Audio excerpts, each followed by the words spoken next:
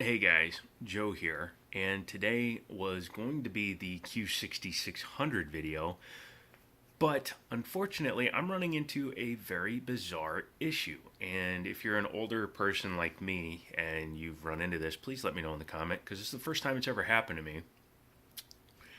And it's the fact that I can't stop drooling. It's like Pavlov's dog or something. As soon as I get through a sentence, I start drooling. And I've tried eating peanut butter, bread, dry cereal. No idea why. Just can't do it. And I have the Q6600 video mostly done. I have all the results recorded and everything ready to edit. But I can't talk. I want to do the actual presentation part of it because when I get part way through any kind of speakage, I start drooling.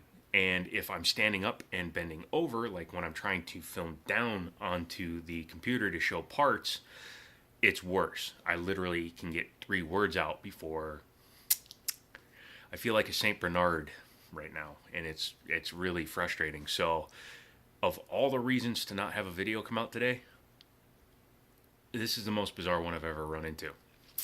So I do apologize. I thought I'd just take a quick second since I can keep pausing during the video to, swallow. Don't go there.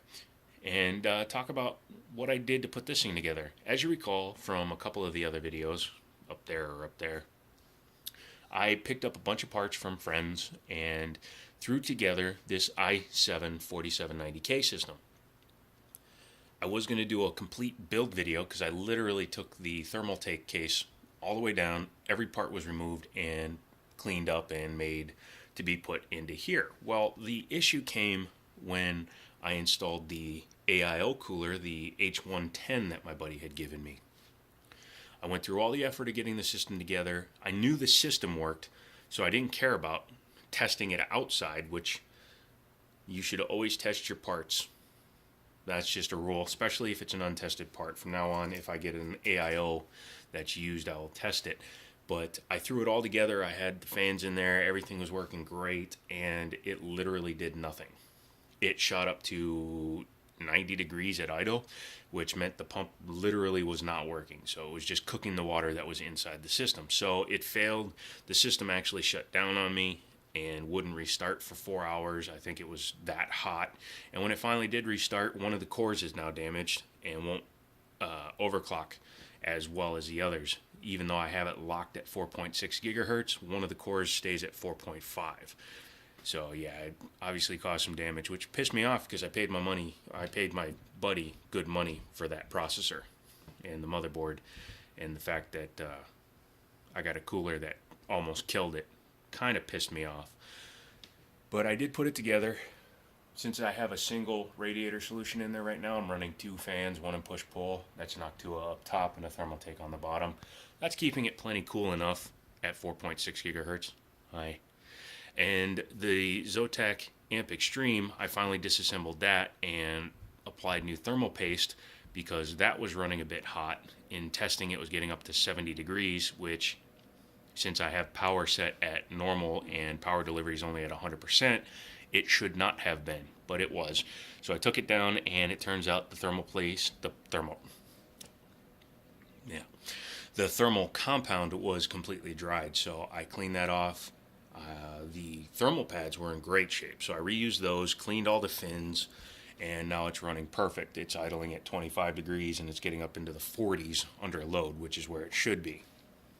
Because this one actually had hard drive enclosures, I went ahead and put all my hard drives down there, and I double-sided taped the SSD up there. There's supposed to be another set of drive bays in there, but it didn't come with it. Otherwise, I would have put even more drives in there.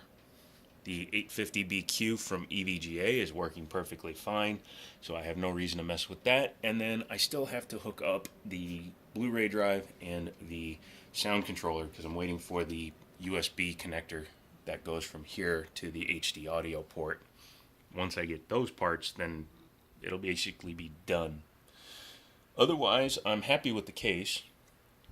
I do prefer to have a shroud over my power supply in most instances. I like to say case when I say case, because case is casing when you're casing.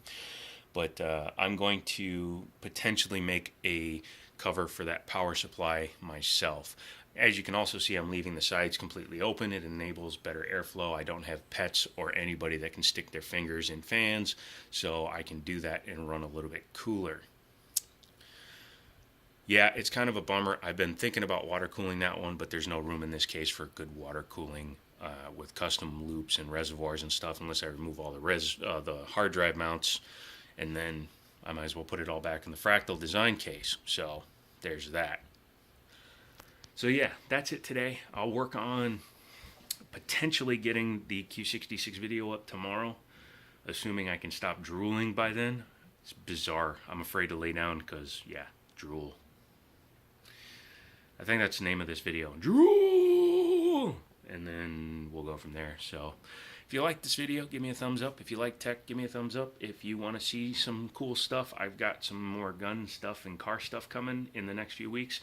And next few days.